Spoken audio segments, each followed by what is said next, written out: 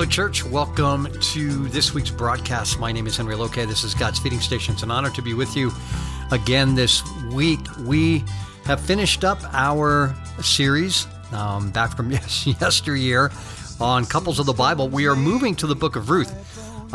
We started this series back in February of 2015, over 10 years ago. And it was a really good series, I think. And so we're going to rerun that here over the next few months, however long it takes.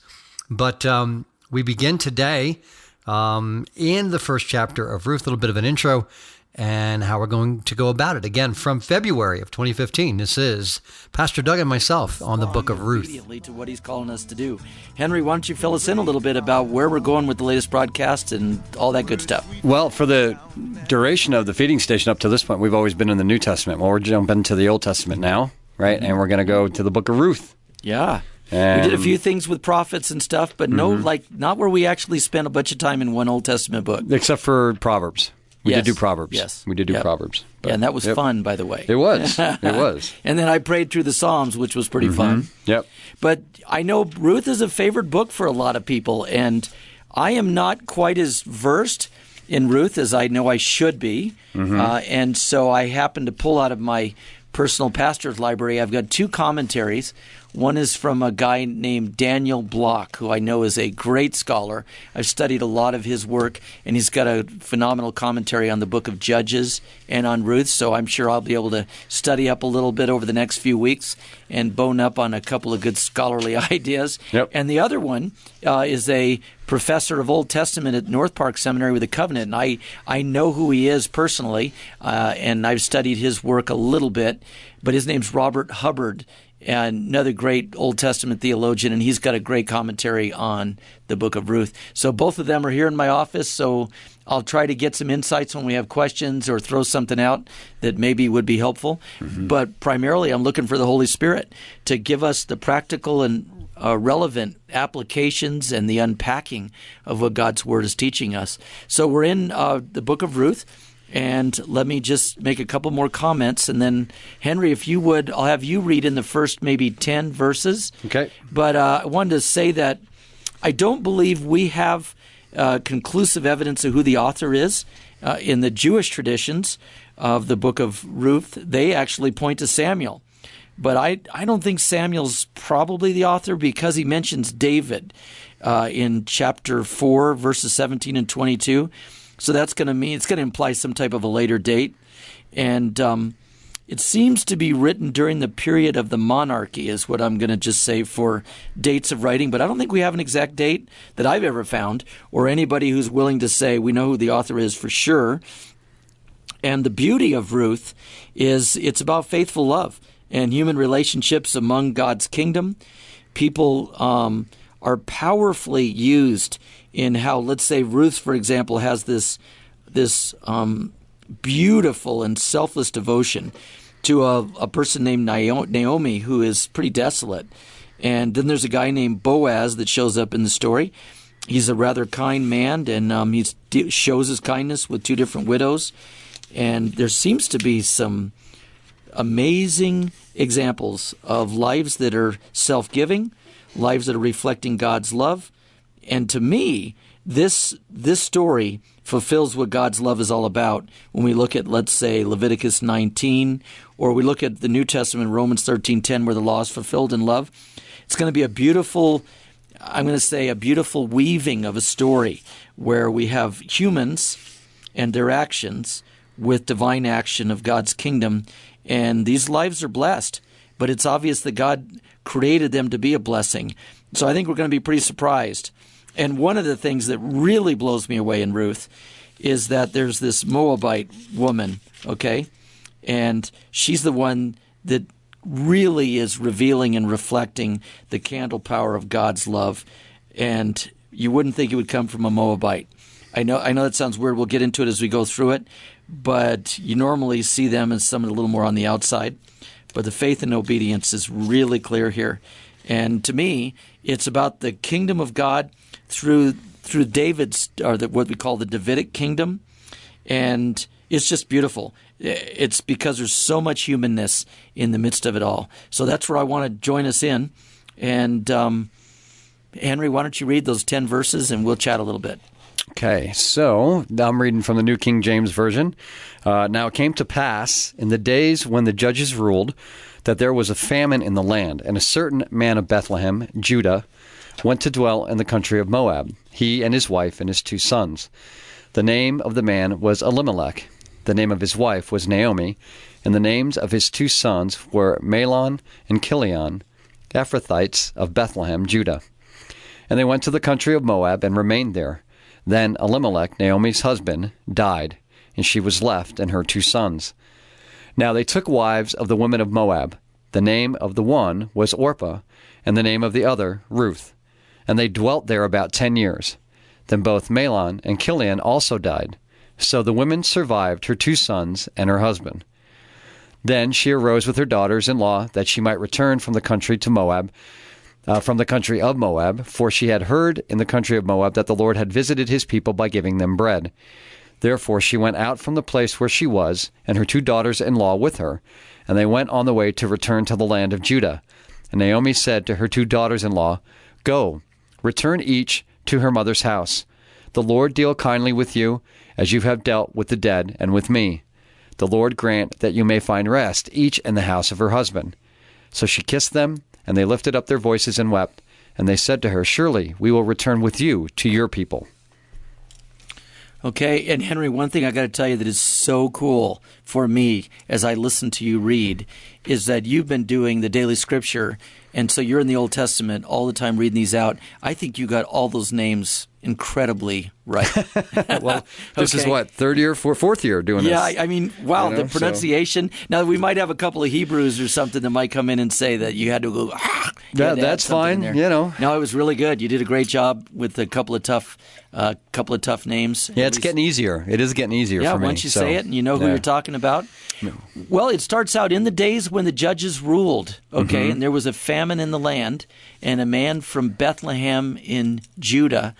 And what I want to say is this is not the same Bethlehem that we have for Jesus. This is called the Judean Bethlehem, an ancient city. It's probably somewhere around 6 miles south of Jerusalem, and it's on an eastern edge or ridge, I guess, of this mountainous region there. And so it would be east of another, I'm giving another map reference point, a highway to Hebron and Beersheba. And so this is where we're at. And weirdly enough, it was known, the house of bread was what it meant. And now this is, to me, is really significant when you're talking about the ancient town of Bethlehem. And some would say a foreshadow of the New Testament Bethlehem, where Jesus is the bread of life, and that's where he comes out of. Well, the prophecy calls it Ephrathah as well. Right, yeah. Of Jesus' birth. So. Right, okay. So here's the deal. The ancient town of Bethlehem, the one that we're talking about, was known for wheat and barley, olives, almonds, grapes, and apparently it's pretty plentiful in what's going on there. Now, isn't it ironic, I'm just going to say, that we've got a famine in the land, and it's a great tragic famine, and we've got this city where we've got all this stuff that's talking about food, okay? Now, we'll unpack that a little. What do you think? Are you getting something, Henry, from that? It's interesting that this land called the land of bread is now barren. Yes. There's been you have to wonder if it's one of those judgment that God brought upon the land for them not obeying. I mean, fails to feed its family somehow. Yeah. Isn't that interesting? Yeah, because you just wonder. You know, I mean, we're getting into this. We're just, like I said, we're in Exodus, just about finished, and there's all this stuff. You know, God he's talking to Moses. He said, "Man, you are a stiff-necked people." And at one point, he's like, "Just, you know what? I'll wipe them out, and we'll just start over with you." Wipe them out and start over. Yeah, that's what he says, and Moses pleads for his people and contends for his people, and you know, but there are a bunch of judgments that come upon Israel in their time because of their lack of obedience, and I'm wondering if this is one of those times. You know, I think so, and I believe if we get ourselves too stuck on how we trust the natural, we miss who the person is that brings all the bread and all of the, I just think that's part of it. Now, just also in this beginning, it says, in the days when judges ruled. And from my research here, 1200 to 1020 before Christ, and it's probably sometime between Joshua's death. We learn about that in the first chapter of Judges, and what we would call Saul being coronated, 1 Samuel chapter 10. And it's a time when there were a lot of wars, a lot of famine, lawlessness, there's chaos, invasions, people falling away. So it's a mess. That's what we know during the period of the Judges from the studying that I've done in the background. I got some of that from the Ron Hubbard commentary. Okay. This guy has spent a huge portion of his life just on the area of the book of Ruth. Okay. And so pretty cool. Yeah. So go ahead. No, go ahead.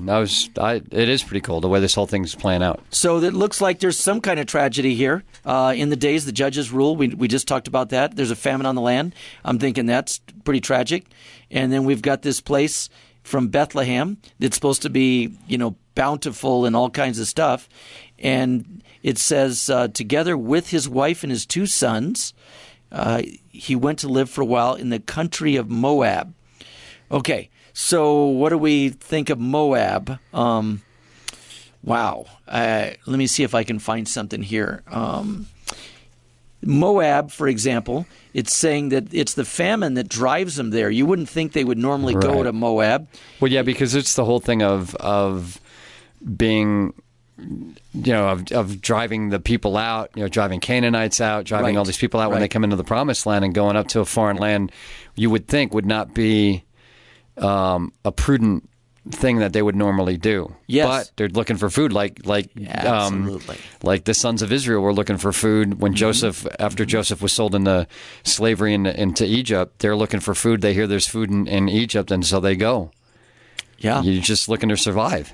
So they head to this place that's a mountainous region. It'd be east of the Dead Sea.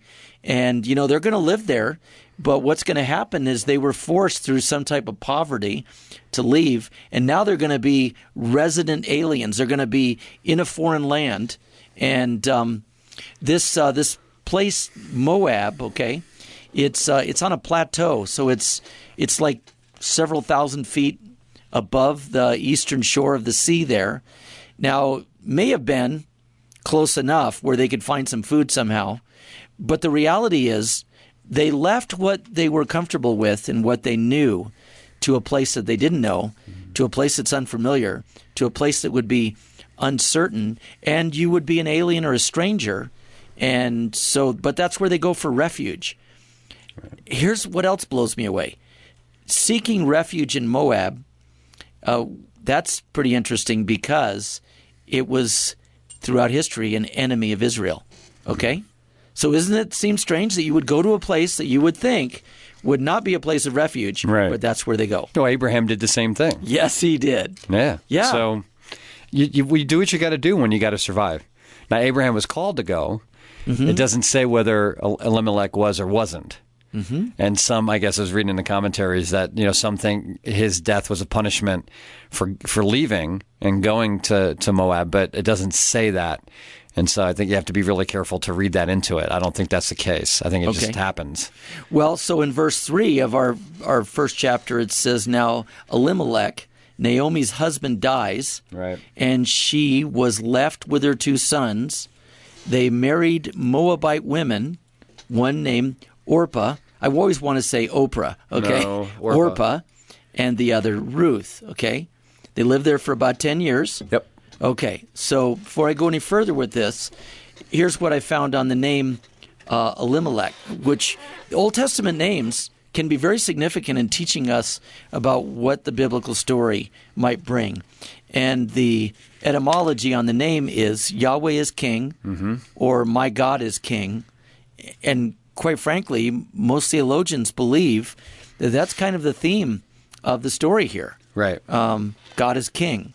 Then we have Naomi, and if you've got any information on the name, mine also put that the name Naomi means to be pleasant or to be lovely. Yeah, that's all that stuff I have too. Okay, so she was probably the pleasant one of the man who said, Yahweh is my king. Yep. That's pretty interesting. Yeah, well, and that's why I think his going to Moab isn't a big deal. It's not like he disobeyed some great commandment of God not to go, and I don't think that's why he died. I think it was just he's looking to provide for his family, and so he goes where the food is. Right.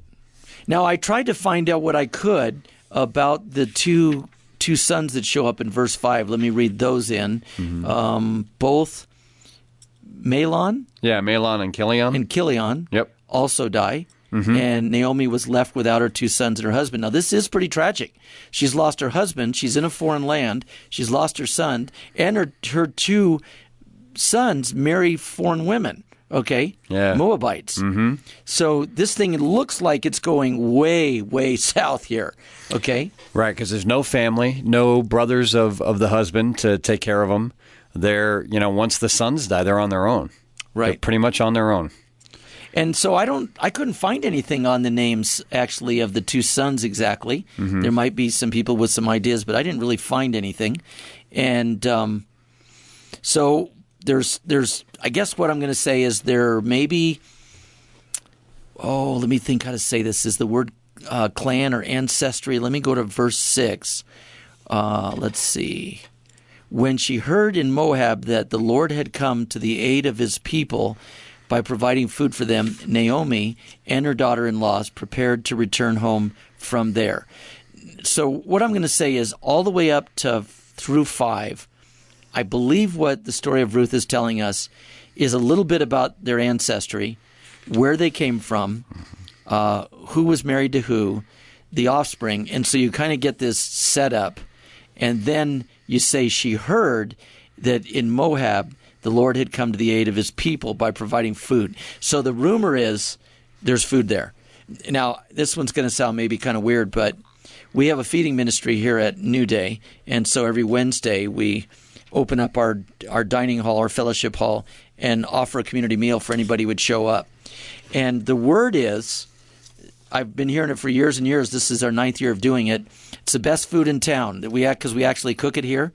And so a lot of the people who come here, they don't like telling other street people about it because this is kind of like their little protected place.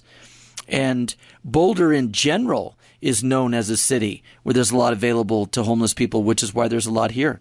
We have a society of people that are always reaching out and doing those things. So that's what I think is going on. She hears kind of a rumor and justifiable and begins to follow it. Well, I think, too, there's this whole, from a heritage perspective, there's this thing of having to have an heir to carry on the family name. And I think it's just getting to the point, too, where, one, they're in a foreign land, and two, that desire to go back home and maybe find husbands for Ruth and the other daughter-in-law, Orpah, to find husbands for them so they can continue the lineage. Right. But I think as she's thinking about it, she's going, it doesn't look too good. You know what, guys, just go home. Just go home to your mothers and just, take care of yourselves. And to not carry on the lineage is a real problem in that culture. I mean, that's probably almost why your purpose of living almost, to pass on the seed. Right. Yep. And I think there's a great love for one another. And I think that show, when they just break down in tears and say, no, we're going with you. We're not staying here. We're going to go with you. We're going to try to take care of you as best we can. And maybe together we can sort this thing out. Because it's, like I said, they're in dire straits. They really are. Yeah. That's a great point. And in this evidence of this story, I sure don't see, Elimelech, who, although his name is my God is Yahweh, or my Yahweh is my king, I don't see God necessarily directing him to move like let's say Abraham, who has an exodus from his homeland in Genesis 12. He actually is following the command of God. This is really a rumor that, down the road there's some food. So the situation is pretty destitute. They're going to be isolated. And then what I believe is really interesting is this is the plight of a widow. As soon as the husband dies, she's a widow. So what does a widow do in order to get any kind of sustenance? And then the sons die. Right. Okay. Right. And it was up to the brothers. If Elimelech had any brothers that were not married, it was up to them to take care of her, to step up next in line. Exactly. According to Jewish law. right? Well, God's law, according to God's law. And God's law. Right. And there was nobody there because she wasn't home. This is the thing of going to this foreign land. Now they've kind of put themselves in a tough spot. Yeah, so in verse 7, with her two daughter-in-law, who are Moabites, she leaves the place where she'd been living and set out on the road. So she's nomadic now. Yep. That would take them back to the land of Judah. Then Naomi said to her two daughter-in-laws, "Go back, each of you, to your mother's home. May the Lord show kindness." And that ancient word there is hesed, means to be blessed to you as you have shown to your dead and to me. May the Lord grant to each of you that you will find rest in the home of another husband. She sets him free. That is incredible. She is on her own, and But they don't take it. Yeah, Not yet. Not yet. Orpah does at some point, but rather than be bitter, she's offering a blessing, which I think is pretty amazing. well, I think they've the plight that has united them. The fact that they've all lost their husbands is what is the thing that kind of unites them a little bit, and they have survived together for however long before Naomi decides to go back. Great and I point. think that's why both Ruth and Orpah say, "No, we're going with you. We're not going to abandon you now. We've come this far. We're going to continue." Yes. Well, my closing thought here has to do with this word rest. May the Lord grant to each of you that you will find rest in the home of another husband. That word in the ancient language has to do with security, has to do with sustenance. It has to do with much more, I'm going to say, than just, in the arms of a husband. In other words, a warm bed to sleep in and a roof over your head. I think she really is saying, I want God to bless you. I want you to be secure, and it's okay for you to move on. That's a beautiful gesture already in the midst of a really tragic story. So what I would say for all of us in an application is, how do we look at our lives in the midst of tragedy? Because there's tragedy all over the place. How do we not have a heart that is filled with bitterness and filled with anxiety? And I think that rest also means don't be over anxious here. Just go and trust God. And I believe that's the foundation as we start Ruth, is a life and a witness of someone who's saying, we really are going to trust God in the midst of this craziness.